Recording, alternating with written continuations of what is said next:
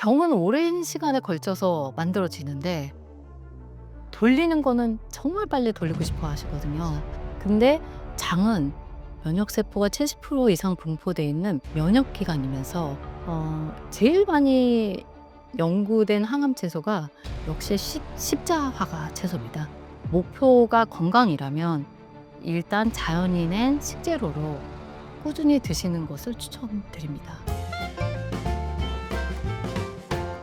가지는 이제 식감이나 이런 것 때문에 싫어하시는 분들 많은데 에어프라이어 어떻게 뭐 잘라서 어떻게 구우면 좀 더 맛있게 즐길 수 가지를 슬라이스해서요. 그냥 가장 편한 거는 가지가 이제 미끈거리잖아요. 그 미끈거리는 식감은 되게 싫어하시는 분들 많거든요. 그리고 이제 뭐 유럽에서는 가지를 굉장히 활용을 많이 해서 요리를 하는데 토마토랑 같이.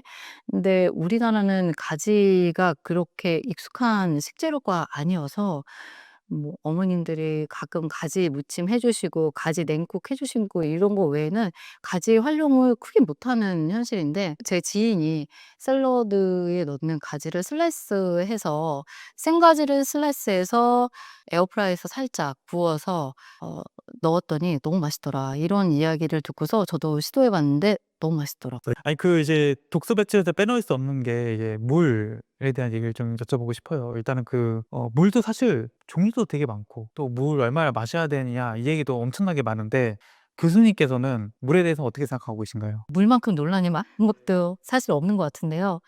저는 이제 제가 가진 생활 습관 중에서 차를 많이 마시는 습관이 있거든요. 그래서 지금 보통 차라고 하면 허브차 생각하시는데, 허브차도 많이 마시지만 뭐 카모마일부터 시작해서 여러 유기농으로 마시려고 애를 씁니다, 차 같은 경우에는. 그래서 차를 마시지만 지금 뿌리 채소 쪽에 차가 많이 나와 있어요.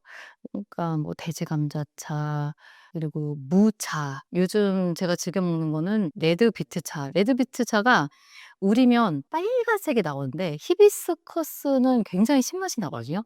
그래서 제가 그 차를 제가 신맛 나는 커피도 별로 좋아하지 않고 신맛 나는 차도 별로 좋아하지 않아서 색감이 너무 이쁜데 히비스커스 차를 마시기가 너무 힘들더라고요. 근데 히비스커스 차 이상으로 빨갛게 우러나오면서 맛이 있는 게 레드비트 차예요. 그래서 요즘은 레드비트 차 많이 마시고 있고요. 여러 가지 뭐 레몬이나 민트 뭐 이 냉침도 여러 가지 해 봤는데요.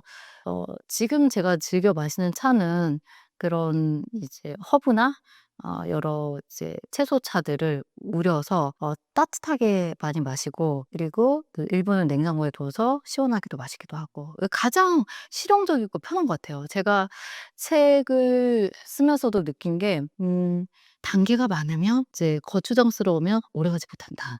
자, PD님께서도 지속 가능성을 말씀하셨다고 하셨는데, 제가 일부러 다양하게 그런 이야기를 놓은 게 '어떤 거라도 좀 걸렸으면 좋겠다.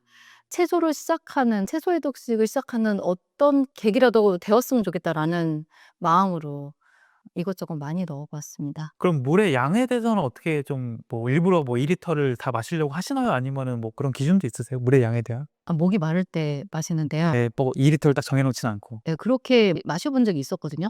이것저것 다 해 봤는데 너무 힘들더라고요. 너무 힘들어서 '참 쉽지 않구나. 이것도 쉽지 않구나.' 생각이 들고 갈증이 나지 않을 정도로 충분히 마시는 편인 것 같아요. 그러면 이제 그 교수님의 책을 보거나 이 영상을 보시는 분들이 '아 채소 해독식 나도 진짜 내 입맛에 맞는 걸로 가장 실천하기 쉬운 것부터 해 보겠다.'라는 분이 있을 건데 이분들이 만약에 그렇게 시작해서 꾸준히 이 채소 해독식을 실천했을 때 어떤 변화를 좀 기대해 볼 수 있을까요? 정말 많은 변화가 기대되는데요. 일단 제일 먼저 느낄 수 있는 게 속이 편안해진다는 거. 저는 이제 채소의 중요성을 공부하면서 정말 많이 느꼈던 게 장내 환경이에요. 장이 우리는 단순히 소화기관이라고 생각하거든요. 근데 장은 면역세포가 70% 이상 분포되어 있는 면역기관이면서, 그리고 이제 동시에 세로토닌 같은 행복 호르몬을 또 생산해내는 기관이기도 해요. 그래서 장이 편해야 마음이 편하고 마음이 편해야 장이 편하고 이게 서로 밀접하게 연관이 되어 있습니다. 속이 편해지고 덜 붓고요. 가공식품 같은 거 먹을 때보다 훨씬 덜 부으실 거예요. 아침에 일어날 때 찌뿌둥한 느낌도 많이 사라집니다. 그래서 장 기능 개선을 느끼시면요. 배변이 원활해지고 그리고 배변이 정말 독소를 내보내는데 너무너무 중요한 역할을 하는 거거든요.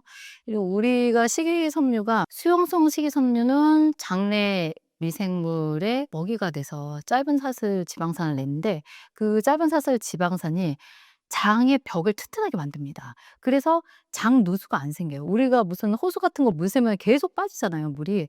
그 독소가 이제 배출돼서 나가야 되는데 혈류로 다시 이제 헐거워진 장벽을 통해서 다시 재순환을 하게 되는 거예요. 그래서 장의 벽이 튼튼한 게 너무 중요하고요. 이런 유익균의 기능을 보조하는 것이 유익균을 먹여야 되는 식이섬유입니다. 근데 반대의 경우도 생각해 볼 수 있죠. 유해균이 가공식품 같은 것만 계속 먹다 보면 유해균이 익숙하게 되고 유해균이 우세하게 되면 먼저 말씀드린 유익한 효과가 나타나지 않겠죠. 그래서 이 장내 미생물의 이 균총은 사실 사람의 지문만큼이나 한 사람 한 사람 굉장히 독특합니다. 장이 건강해야 면역이 완성되는 거고요. 그리고 온몸으로 그 변화가 정신적으로도 느껴지는 거죠. 그러니까 이제 어떻게 보면 이제 변이라는 것도 우리 몸에 쌓인 독소를 배출한 하나의 통로인 건데, 채소 해독식을 이제 실천하게 되면은 이 배변 활동이 원활하게 되기 때문에 체내에 쌓인 독소가 일단은 제거가 싹 되겠네요. 네. 그리고 간 효소 시스템도 도와서 채소의 파이토케미컬이나 미량 영양소가 도와서 간의 해독 시스템도 돕게 되는 거거든요. 그래서 전반적인 우리 몸에 참 말은 안 하고 있지만 조용히 진짜 돌아가는 해독 시스템에 모든 곳에서 영향을 준다고 보시면 될 것 같습니다. 그럼 그렇게 독소가 배출이 되면은 뭔가 피로감도 사라지고 몸도 가벼워지고 막 몸에 에너지도 넘치고 이렇게 되나요? 근데 그걸 느끼려면 네. 정말 꾸준히 드셔야 꾸준히 해야 돼요. 돼요. 진짜 정말 너무 안타까운 게 저도 그렇습니다만 병은 오랜 시간에 걸쳐서 만들어지는데 돌리는 거는 정말 빨리 돌리고 싶어 하시거든요.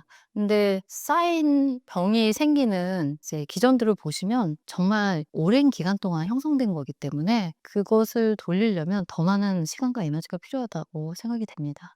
당뇨나 고혈압 진짜 요즘에 하나둘 안 가지고 계신 분들이 없는데, 이런 대사질환을 가진 분들에게 이 채소 해독식이 특효약이라고 불리는 이유는 뭘까요? 그러니까 '아 이제 채소가 만능이구나.' 이렇게 생각하실까 봐 이제 우려가 돼서 말씀드리는 게 약만큼 스페시픽하진 않습니다. 하지만 우리 몸에 광대하게 영향을 미치고요. 지속적으로 영향을 주는 것 같아요. 그래서 당뇨, 고혈압, 대사질환 요 공통 분모들이 있거든요. 인슐린 저항성도 있고 만성염증도 있고 혈관 기능 저하도 있고.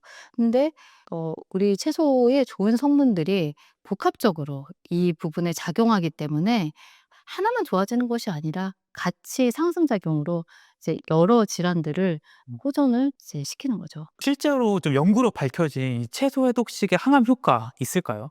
많이 밝혀져 있죠. 많이 밝혀져 있고요.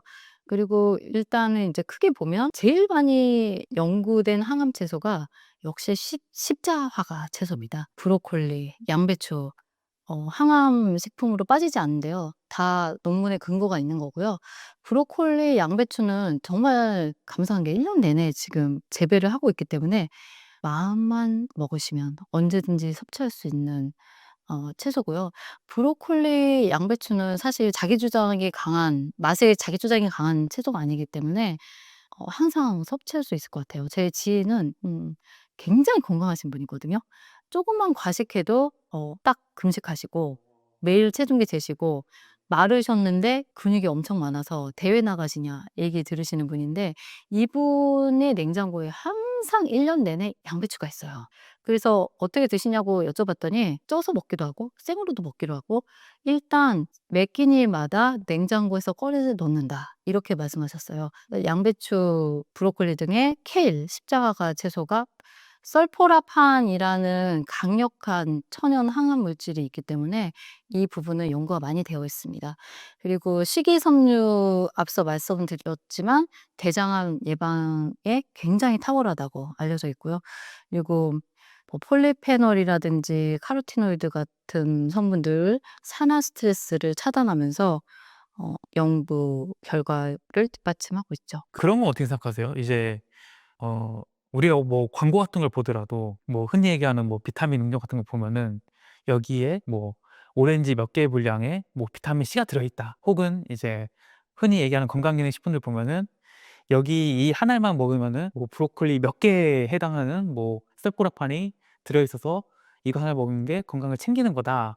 그래서 나는 뭐 사실 뭐 채식 입맛에 잘 안 맞고 그냥 고기 먹고 그런 건강기능식품이나 이런 거 먹을래라고 이런 건 어떻게 생각하시나요? 그냥 완제품으로 드시는 것이 완제품으로 꾸준하게 드시는 것이 정말 좋다.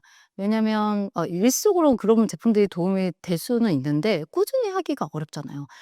그리고 여러 가지 채소에 알려지지 않은 많은 성분들을 같이 섭취하게 되는 거거든요. 그래서 복합적으로 작용하는데 복합적인 영향을 주는 것은 사실 단일 기능만 뽑아서 하는 것보다는 훨씬 시너지 효과를 내기 때문에 목표가 건강이라면 일단 자연이 낸 식재료로 꾸준히 드시는 것을 추천드립니다. 여기서 말씀하신 완제품이라는 거는 자연의 식품 그 자체의 식품을 말하는 거죠? 제가 계속 말씀드린 것처럼 모양을 알 수 있는 채소를 드시는 게 좋다.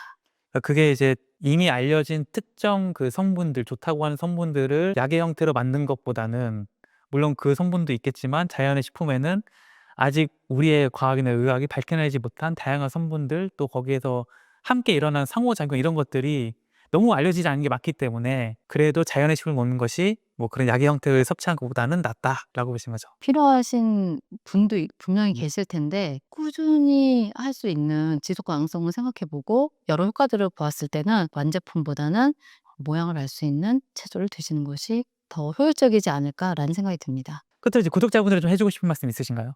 결국 삶은 자기 돌봄과 타인 돌봄으로 이루어진다고 생각을 하거든요. 저희가 자신을 소중하게 여겼으면 좋겠습니다. 그게 음 음식으로 표현될 수 있는 거고요. 식사 한 끼를 챙겨 드시더라도 대충 때운다, 먹는다 이렇게 생각하지 마시고 식습관도 나를 존중해 주고 나를 소중히 여기는 하나의 습관처럼 그렇게 여겼으면 좋겠고 좋은 것을 자기에게 많이 주셨으면 좋겠습니다. 그래서 오늘은 채소 해독식의 저자 이정인 교수님 모시고 이야기 나눠봤습니다. 좋은 말씀 해서 감사합니다.